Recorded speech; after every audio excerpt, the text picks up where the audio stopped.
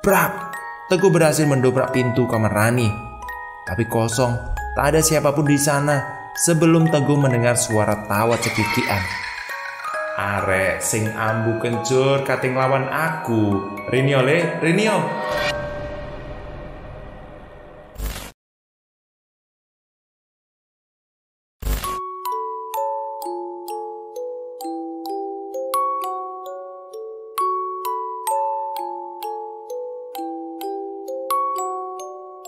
Perjanjian dengan Nyi Ratu. Ditulis oleh @ayuika. Linknya ada di deskripsi, jadi tolong di follow dulu. Cerita ini lumayan panjang, jadi usahain didengarkan dan jangan di skip biar tetap nyambung ceritanya. Mari kita mulai ceritanya. Gelap, dingin, dan suara rintik hujan. Itu yang dirasakan Nina malam itu saat ia membuka mata melihat di luar jendela. Dia merasakan sakit di sekujur tubuhnya. Entah apa yang membuatnya seperti ini. Nina juga tak tahu. Yang ia ingat tadi, dirinya berbincang dengan ibunya di teras rumah. Aduh, keluh Nina dengan memegang bahu kanannya. Sabar duk, sabar. Bariki, wis totok kok. Sabar ya nak, sebentar lagi sudah sampai kok.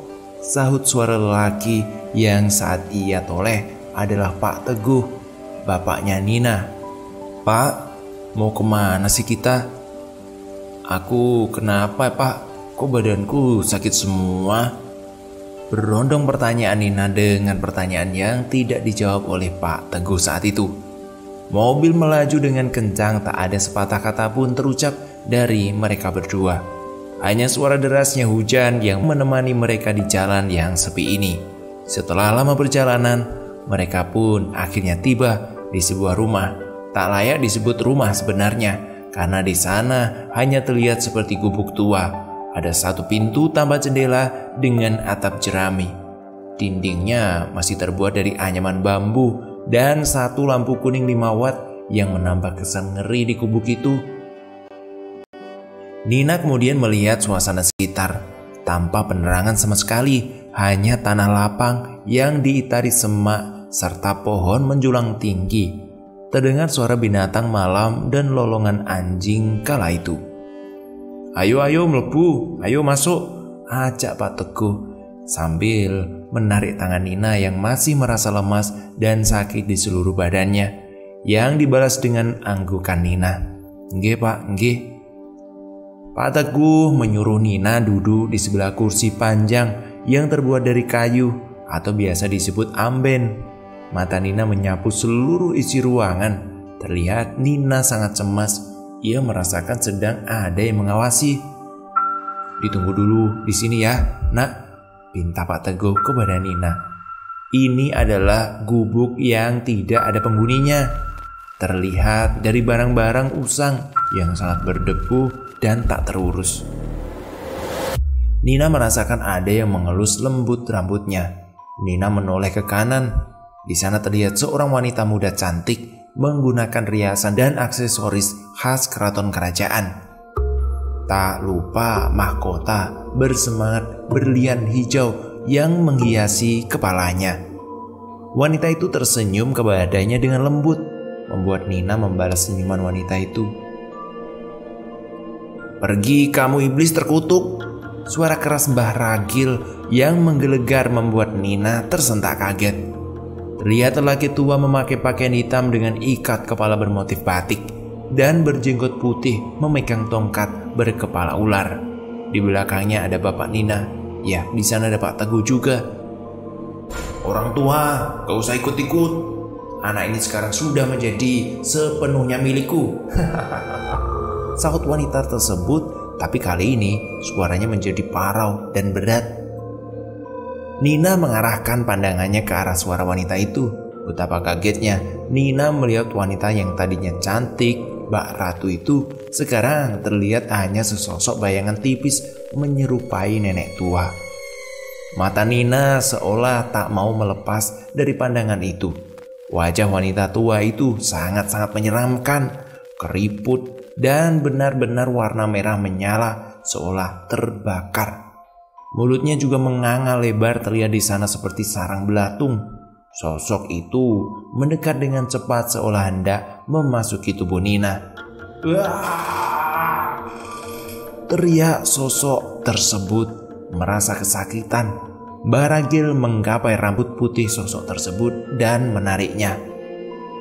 Ojo wani-wani kon mlebu nang arek iki, utawa kon tak obong.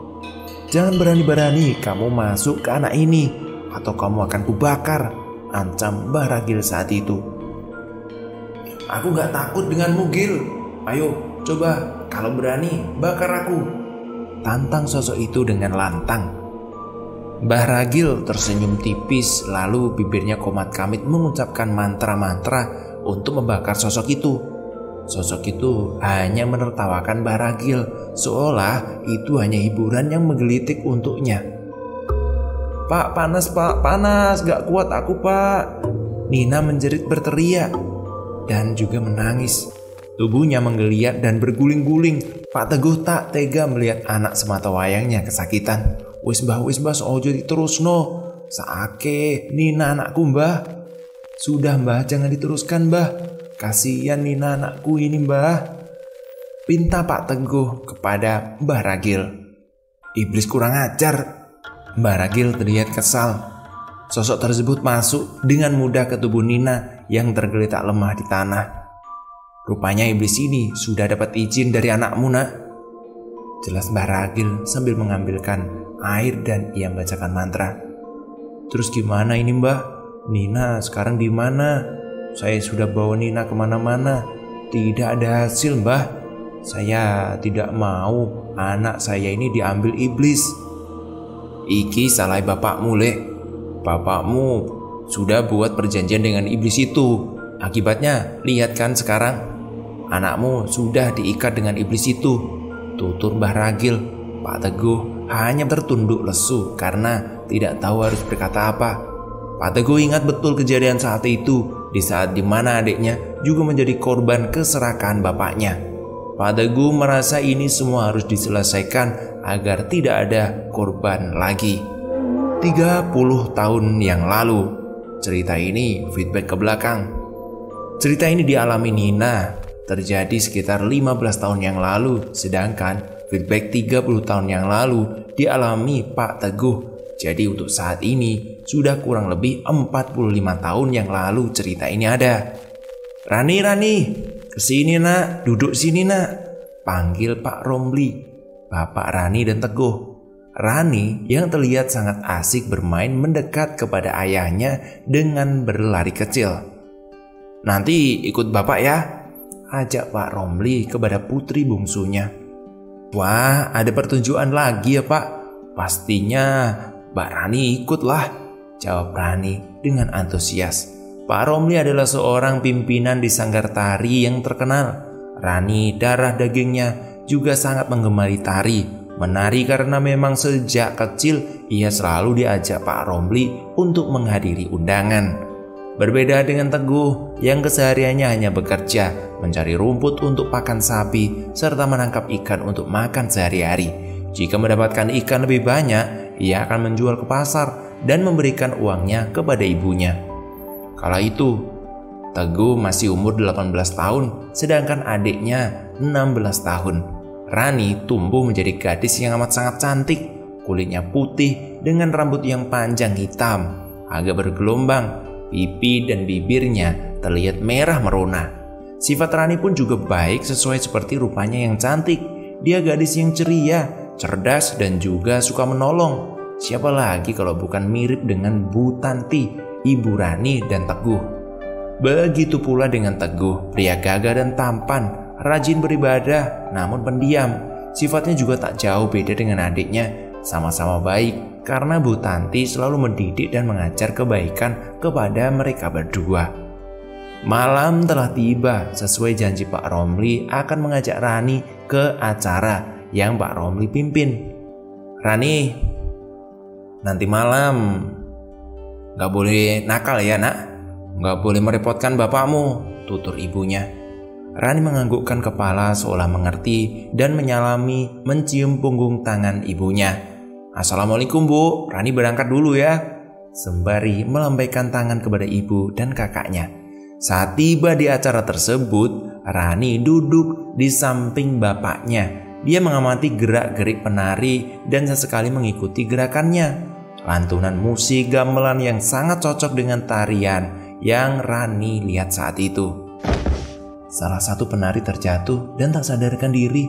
Pak Romli terlihat kaget, langsung berlari menghampiri penari itu dan diikuti Rani di belakang Pak Romli. Penari tersebut dibopong dan dibawa ke sebuah bangunan utama dekat panggung. Rani yang ingin menghampiri bapaknya tertahan karena banyak warga yang juga ikut penasaran. Ada apa sebenarnya yang terjadi? Rani melihat selendang penari yang pingsan tadi. Ia mengambil selendang berwarna hijau dan berniat untuk mengantar ke pemiliknya. Si penari yang pingsan tadi tentunya Rani mencoba mencari celah agar ia bisa melewati kerumunan warga. Amit Pak, amit Bu, amit, permisi Pak, Pak, permisi Bu. Usaha Rani sia-sia saat itu. Tubuhnya terlalu kecil, tak bisa melewati warga untuk masuk ke pintu di mana bapaknya berada. Akhirnya ia memutuskan untuk menyingkir dulu. Dipandanginya selendang tadi sangat indah dan menawan. Di ujung kanan dan kirinya terdapat peyet-peyet kecil berwarna kuning keemasan. Dan juga tercium bau semerbak wangi dari selendang yang ia pegang. Pakailah anak cantik, terdengar bisikan lembut di telinga Rani. Ia menoleh kanan dan ke kiri memastikan di mana sumber suara tadi. Hanya terlihat warga yang berlalu lalang dengan kesibukan masing-masing. Tanpa ia sadari, Rani mengenakan selendang itu. Ditaruhnya di leher, sembari tangannya memegang ujung kanan dan kiri. Rani menari dengan lentik, seolah sudah terlatih bertahun-tahun. Wah, ternyata aku juga bisa nari seperti penari profesional ya. Ia merasakan terkagum akan dirinya sendiri. Ia melangkah ke panggung. Di sana ia menari dengan gemulai. Pengiring musik pun ikut memainkan musiknya.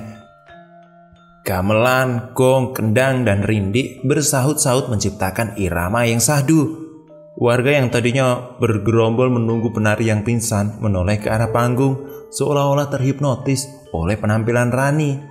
Para petinggi desa yang tadinya geram karena acara tidak berjalan, akhirnya mereka pun tersenyum dengan sumringah melihat tarian Rani.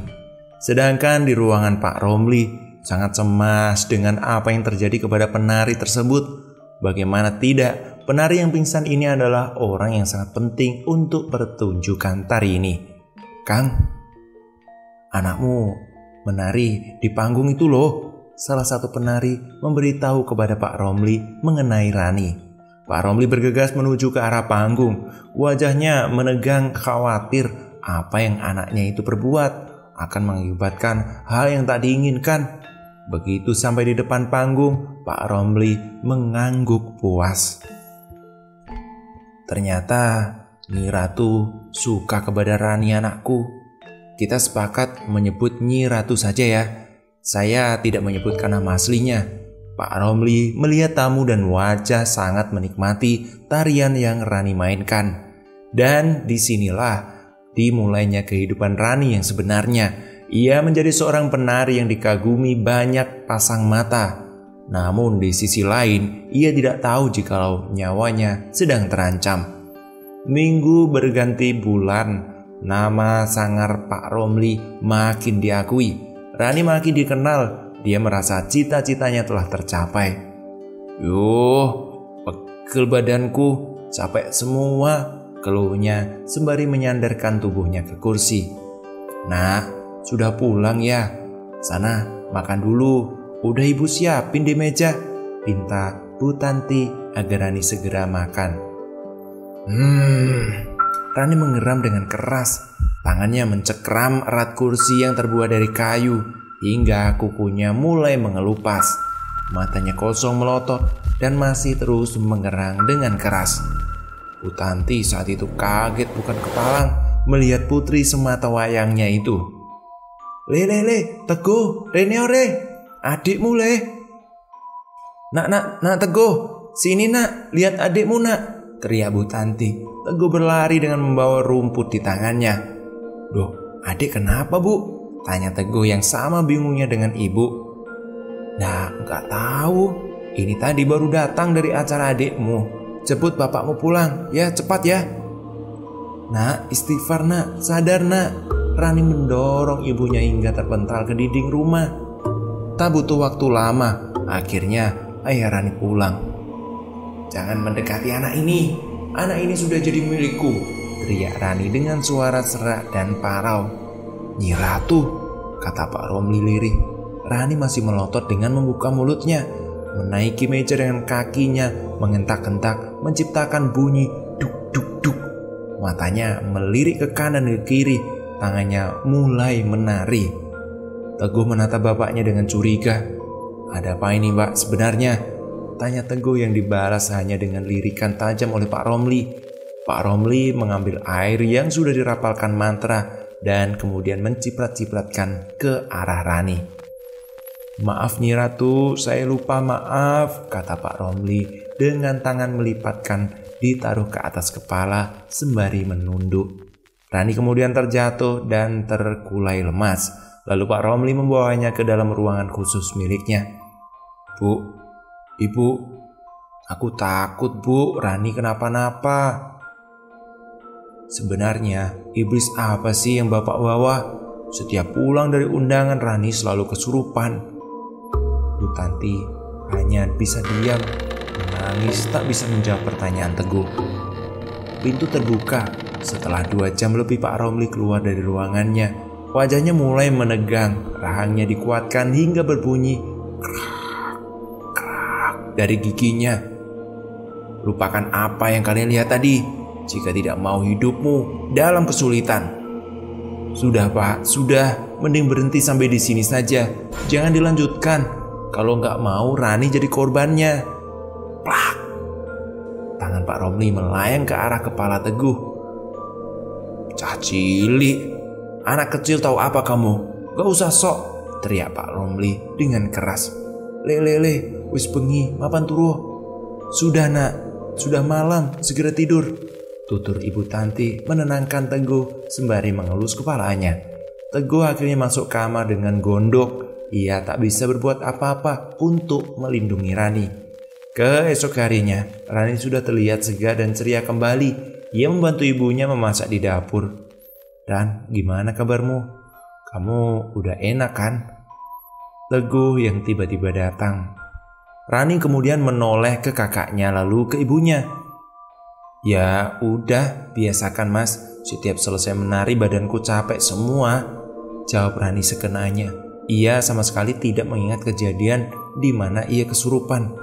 Bu Tanti nampak gelisah dan memberi kode ke Teguh agar berhenti membahas kejadian semalam dan kemudian menggelengkan kepala dan telunjuk tepat di depan bibirnya. Ran, aku lihat kamu sekarang gak pernah sholat sih, protes Teguh kepada adiknya. Entahlah mas, aku males. Tiap aku ambil wudhu, kulitku kepanasan. Kalau kupaksa, sholat makin jadi panas, jawab Rani. Sholat gak sholat bukan urusanmu, urus saja dirimu sendiri. Sela Pak Romli yang tak tahu sejak kapan datang. Teguh malas berdebat dengan bapaknya. Akhirnya ia pamit menyalami ibunya dan pergi untuk mencari ikan. Dalam perjalanan Teguh masih memikirkan adiknya itu. Ia punya firasat buruk yang akan menimpa adiknya. Berapa bulan kemudian, panggon opo iki pak? Tempat apa ini pak? Di sana terdapat sebuah pendopo. Meskipun masih siang hari, terasa amat sangat gelap. Entah karena pohon-pohon yang menghalangi sinar matahari masuk, ataukah memang di sini sarangnya kegelapan. Pak Romli meminta Rani untuk duduk bersila menghadap ke sebuah arca yang dibalut kain merah. Meskipun di luar ruangan, tapi Rani merasa hawa engap di dadanya, seolah angin pun tak ingin menembus di sana. Kamu ingin disanjung orang banyak kan nak? Tarianmu akan jauh lebih bagus.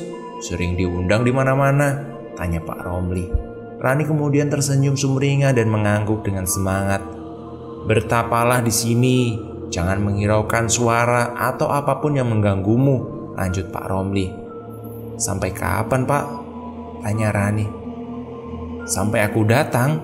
Rani memulai ritual betapanya dengan membaca mantra yang bapaknya berikan tadi. Ia mencoba berkonsentrasi. Mulai terdengar suara yang memanggil namanya berkali-kali. Suara berlari-lari dari sekitar pendopo dan suara tertawa yang sama sekali tidak Rani pedulikan. Sampai ada hantaman keras di sisi kanan Rani. Ia hampir lupa akan membuka matanya karena kaget. Tapi ia urungkan. Ia ingat pesan bapaknya. Saat bertapa, Rani melihat sebuah cuplikan dalam matanya yang tertutup. Ia melihat seorang wanita muda, sangat cantik, menggunakan riasan dan aksesoris khas keraton kerajaan. Tak lupa mahkota emas bersematkan berlian hijau yang menghias kepalanya. Kamu mau gak aku jaga? Akan kujaga kamu dari orang-orang jahat, tutur si wanita cantik itu dengan senyum lembut di bibirnya. Tak perlu waktu lama, Rani langsung menganggukkan kepala tanda ia setuju. Baiklah, mulai sekarang aku adalah milikmu dan sebaliknya, dan aku akan selalu membantumu dan mempermudah jalanmu, anakku, lanjut si wanita itu. Kamu siapa? Tanya Rani. Aku adalah dirimu, jawabnya. Rani merasa tubuhnya berat, dingin dan kaku tak bisa digerakkan. Rani mencoba menggerakkan jari jemarinya, tapi gagal. Dok, Rani kemudian mengenal suara itu. Iya, benar itu bapaknya. Rani hendak ingin mengakhiri pertapaannya, membuka mata dan mencari di mana bapaknya. Ternyata kosong, sepi, tiada siapapun di sana, hanya gelapnya hutan dan ia di pendopo seorang diri. Tidak, dia tidak sendirian. Ada makhluk lain. Terlihat seperti kuda tapi bukan kuda. Kepala kuda tersebut adalah kepala manusia, hanya telinganya saja menjulur panjang seperti kuda. Setelah itu, siluman itu menghantam wajah Rani dengan keras. Siluman itu tidak sendirian, di belakangnya banyak makhluk mengerikan seperti sosok kuda. Teplok, teplok, teplok. Suara kaki kuda memecah keheningan malam saat itu. Rani berlari cepat, berusaha menghindari siluman-siluman itu. Kakinya berkali-kali menginjak ranting-ranting kering pepohonan. Keringat mencucur deras, nafasnya terengah-engah. Tapi tak ia hiraukan. Dalam pikirnya bagaimana caranya lari dari pasukan siluman kuda ini. Rani terjatuh tersungkur ke tanah dengan darah segar mengalir di hidungnya. Mau apa kalian? Hanya suara ringkian dari pasukan ini. Lalu, dar! Berani sekali kamu makhluk rendahan, ancaman wanita tadi. Dalam sekali libas dengan selendang, pasukan siluman kuda tersebut tersungkur ke tanah. Kemudian ada yang menghilang, ada juga yang lari terbirit-birit. Kamu lihat, aku bisa mengalahkan mereka dengan mudah bukan? Rani terkagum melihat kehebatan wanita cantik itu. Bapak, belum sempat Rani berbicara. Bertapamu belum sempurna. Tapi kamu sudah membuka mata. Itulah resikonya jika kamu bodoh. Aku tidak bodoh. Tadi aku mendengar suara bapakku. Dia bilang tapaku sudah selesai jika bapak datang. Protes Rani geram. Ia tak terima dihina. Dok, lapo kue nek kono? Nak, kenapa kamu di situ? Teriak Pak Romli dari kejauhan. Bapak kan udah bilang jangan. Iya Pak, iya aku sudah tahu. Tapi jangan menghina aku. Aku tidak bodoh, jawab Rani kesal. Ya sudah. Pak Romli hanya menggaruk kepala bingung. Kenapa malah Rani yang marah? Seharusnya dialah yang marah. Ya sudah, ayo kita pulang. Setahun sudah sejak Rani betapa. Saat itu sanggar tari Pak Romli makin sering dapat undangan. Biasanya sebulan hanya 2-3 kali, sekarang sudah sampai 8 hingga 10 kali. Harganya pun mulai dipatok tinggi. Tak hanya di kotanya, luar kota pun sudah mendengar kehebatan pertunjukan sanggar Pak Romli. Pak Romli pun sering kedatangan tamu penting dari luar kota, hanya untuk bertemu sang penari legend yang terkenal itu. Ada yang mencoba melamar, ada yang hanya ingin sekedar menjalin kerjasama. Duk, alhamdulillah yo, kowe saiki dadi penari hebat. "Duk, alhamdulillah ya, kamu sekarang udah jadi penari hebat," kata Bu Tanti sembari membelai pipi putrinya itu. "Tapi, Duk, ingat, kalau capek bilang bapakmu ya, kesehatanmu itu lebih penting dari semuanya," lanjut Bu Tanti. "Aku nggak capek kok Bu, aku malah senang Bu, ini kan cita-citaku dari dulu, ekonomi kita juga udah mulai membaik kan," jawab Rani Kaktus. "Ya udah, sekarang sholat dulu nak sebelum tidur," pinta Bu Tanti. "Keluar, jangan dekat-dekat anak ini. Kalau mau sholat, ya sholat aja sendiri," bentak Rani dengan suara menggeram sembari menarik tangan Bu Tanti agar keluar kamar. Bu Tanti menangis karena putrinya telah berubah. Lebih tepatnya, ia bukan putrinya, ia orang lain. Putrinya yang dulu telah tiada. Tangis Bu Tanti terdengar oleh Teguh. "Bu, kenapa Bu menangis? Apa Rani kurang ajar sama ibu?" tanya Teguh. Teguh juga merasa adiknya sudah sangat berubah. "Gak bisa dibiarin ini Bu," Teguh geram lalu menuju kamar Rani, tapi ditahan oleh ibunya. Ibunya menggelengkan kepala, tapi Teguh tetap menggedor pintu kamar Rani. "Keluar kamu! Keluar! Anak durhaka kamu, Ran!"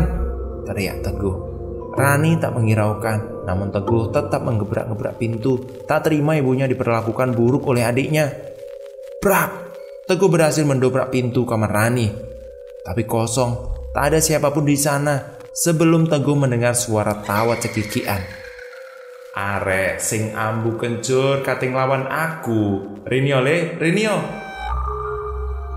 Anak yang masih bau kencur mau ngelawan aku. Sini nak, sini," ejek Rani dengan suara parau dan seraknya.